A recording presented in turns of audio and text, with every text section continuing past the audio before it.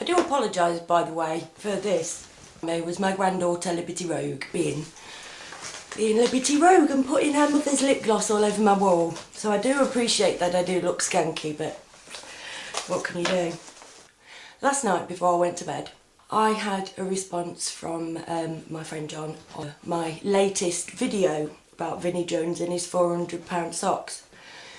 And it threw me. For some reason, he just doesn't hear what I'm saying, right?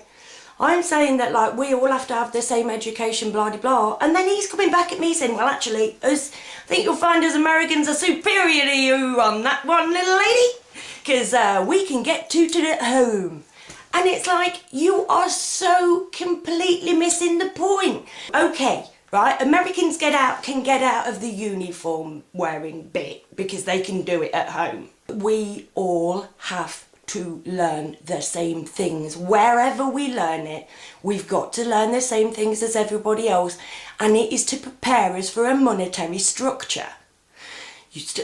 I'll say again, I've said it before, when I started school, I was a mathematical genius. Youngest child in the entire school. First maths exam, I got top in all of my year and all of the second year, apart from one lad. By the time I'd finished school, I really couldn't stand numbers. They didn't make any sense to me at all anymore.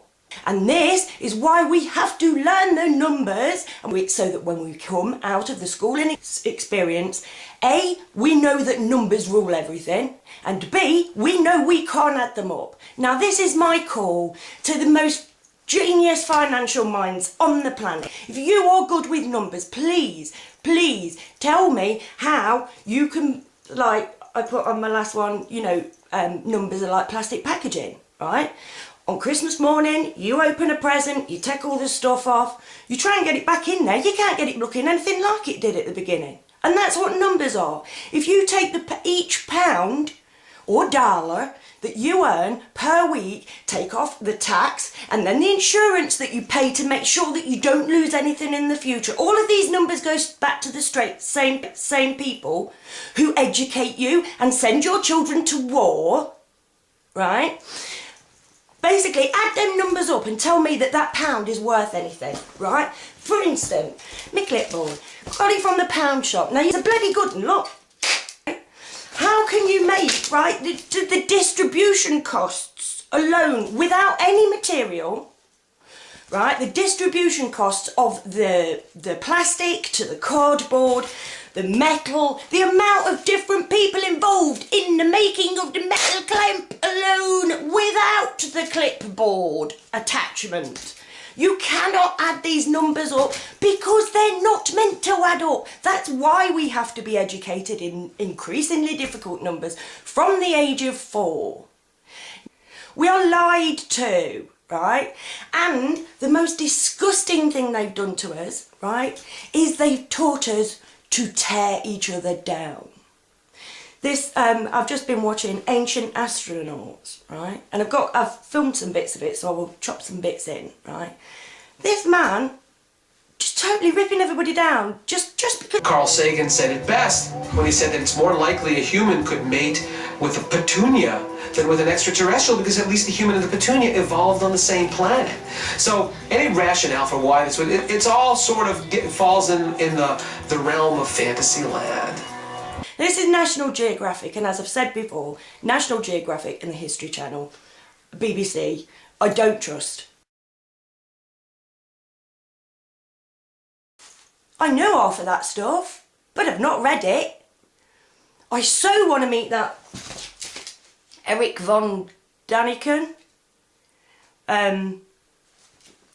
because it's like, oh my God, you know, Chariots of the Gods, I've never read it. I have one Zecharia Sitchin book, I've never read it, right? I haven't got round to it yet. I don't work like that, that's not how I work. Now I've tried to tell John how I work. John still talks to me like I'm everybody else. I'm not John. I'm not. I didn't ask, I don't spend my time sitting learning this stuff. This stuff is stuff that's been told to me. And then I see programmes like that where experts know this stuff too. We argue all the time, right? Now this is one of the things of the experiment that I'm on. It's an experiment of one family now, you know, we all join in. We don't use the word hate in our house, right, wherever possible, right? We don't say, I hate it, right? Because then we don't go around hating stuff. It does work. It sounds simple, but it does work. We don't say it. We ain't a nasty people. This is why it shocks me so much when people are nasty at me, especially when what I'm doing is for their benefit. Because it's how we've been programmed, and if you deprogram yourself, you don't do it anymore. The only thing we have to do as a species is to want to try. The rest will sort itself out like that. I promise you. It is this world that is so complicated because they make it so. Do this. Remember our old friend the pyramid, right? Right, at the top. Now, this in England is Queen Elizabeth, right? Everybody in England is programmed to argue because they like to stand and clap for her. And they think she deserves to have her potatoes cut with exactly 7 sides and throw most of her food away. Right? John even argued that, well, we don't have them in America. It's still the same people. It's still the people with the room full of gold. But of course, because of the programmes that National Geographic put on, that's going to be seen as ridiculous now. No gold here. There is no gold anywhere in this area to start off with. There were no gold mines, and they were not bringing gold from anywhere during Teotihuacan times. Because there's always somebody going, yeah, conspiracy theorists think this. Now, my friend John, right, is a conspiracy theorist. He does what I don't do. He does the research and stuff. He goes, I don't want to know what somebody else has found out. I want to find it out. And I can't find it out if I read what somebody else has to say about it. Right? The fact that other people say the same things as I do, and they do research it, just goes to prove that I'm onto something there. I'm guessing that they're depicting a god. I think that's a simpler explanation than somebody else saying, no, it could be an extraterrestrial who happens to have a levitation device. There's so much, right, in this old Thoth thing that just makes me go, whoa, right? Now, please remember, I didn't find Thoth. Thoth found me. People had speculated that the pyramids were built by everyone from Atlanteans to aliens, anyone but the Egyptians. Raised eye high over the entrance, a doorway, a gateway leading down to Amenti. Few there would be with courage to dare it, few past the portal to dark Amenti. Raised over the passage eye, a mighty pyramid, using the power that overcomes earth force, brackets gravity.